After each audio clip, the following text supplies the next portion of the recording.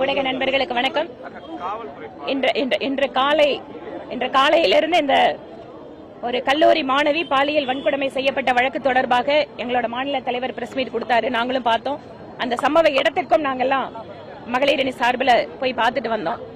இன்று அதற்காக இந்த சம்பவத்தை கண்டித்து ஒரு பெரும் அதிர்வலைகளை இந்த பாலியல் வன்கொடுமை சம்பவம் ஏற்படுத்தி இருக்கிறது.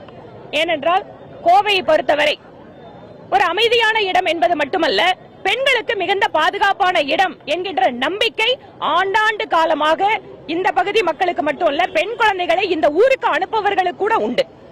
அப்படிப்பட்ட ஊரிலே இவ்வளவு ஒரு கொடுமையான சம்பவம் நடந்திருப்பது என்பது அதிர்ச்சிக்கு எங்களை உள்ளாக்கி இருக்கிறது.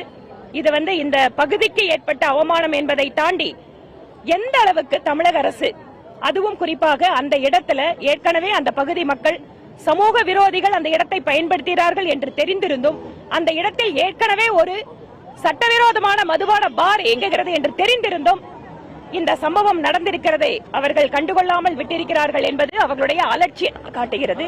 இன்று மகளிர் சார்பில் ஆர்ப்பாட்டம் பண்ணியிருக்கோம்.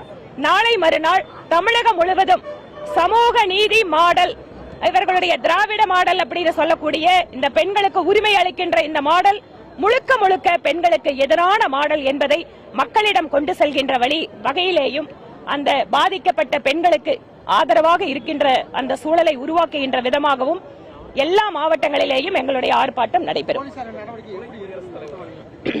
போலீஸ் நடவடிக்கை கடந்த 4 வருட காலமாக நாங்க பார்த்துட்டு இருக்கிறோங்க.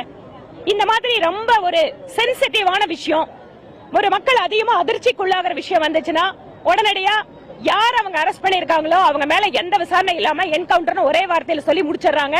அதுக்கப்புறம் அந்த சப்ஜெக்ட் பத்தி பேசுறது இல்ல. இந்த மாதிரி நிறைய விஷயங்களை பார்த்துட்டோம்.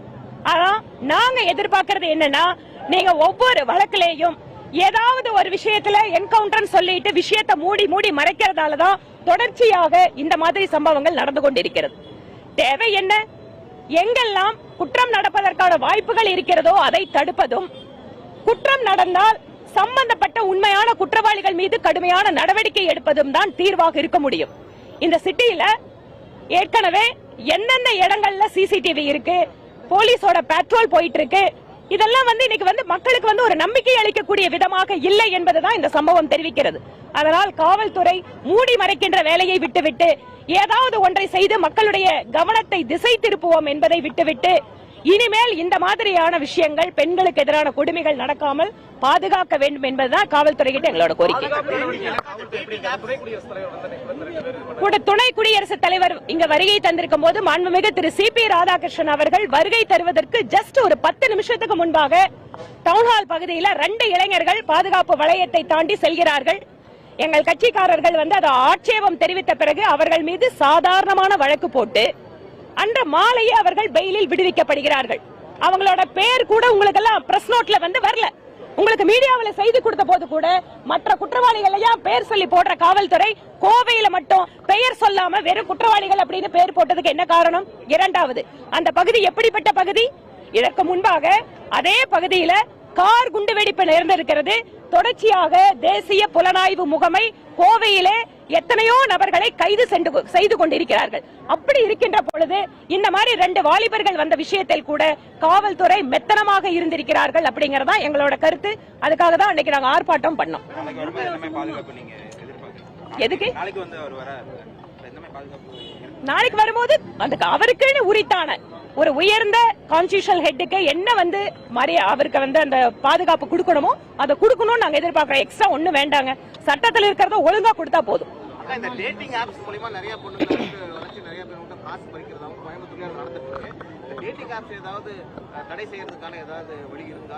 டேட்டிங் ஆப்ல பெண்கள் சூறையாடப்படுவதாகவோ ஏமாற்றப்படுவதாகவோ அந்த மாதிரி கம்ப்ளைண்ட் வந்துச்சுன்னு சொன்னா அதனோட டேட்டாவை எடுத்துட்டு காவல்துறை இதற்காக ஒரு ரெக்வெஸ்ட் ஸ்டேட் கவர்மெண்ட்ல இருந்து கொடுத்தாங்கன்னா இந்த ஆப் எல்லாம் அதை பிரிவென்ட் பண்றது சென்ட்ரல் கவர்மெண்டோட ரோல். அது நிச்சயமா அதை செய்யறதுக்கு நாங்க உதவிகரமா இருப்போம். அண்ணா யூனிவர்சிட்டி மட்டும் இல்லைங்க, திருச்சியில ஒரு இன்சிடென்ட் நடந்திருக்கு. அது இன்னைக்கு தற்கொலைங்கிறாங்க. எந்த அளவுக்கு அது உண்மைன்னு தெரியாது. தொடர்ச்சியாக பெண்களுக்கு எதிரான கொடுமைகள் அதிகரித்திருப்பதாக நாங்க ஏதோ எதிர்கட்சியா சொல்லலைங்க.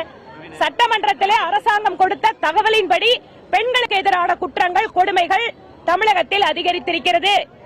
அது குழந்தைகளுக்கு எதிரான குற்றங்கள், பெண்கள் மீதான பாலியல் பலாத்கார வழக்குகள் 111% தமிழ்நாட்டில் 4 வருஷத்துல அதிகரிச்சிருக்கு. 135% போக்சோ வழக்குகள் தமிழகத்தில் அதிகரிச்சிருக்கு. 60% பெண்களுக்கு எதிரான வன்கொடுமைகள், அவர்களுக்கு மீதான தாக்குதல்கள் தமிழகத்தில் அதிகரிச்சிருக்கு. என்ன காரணம்?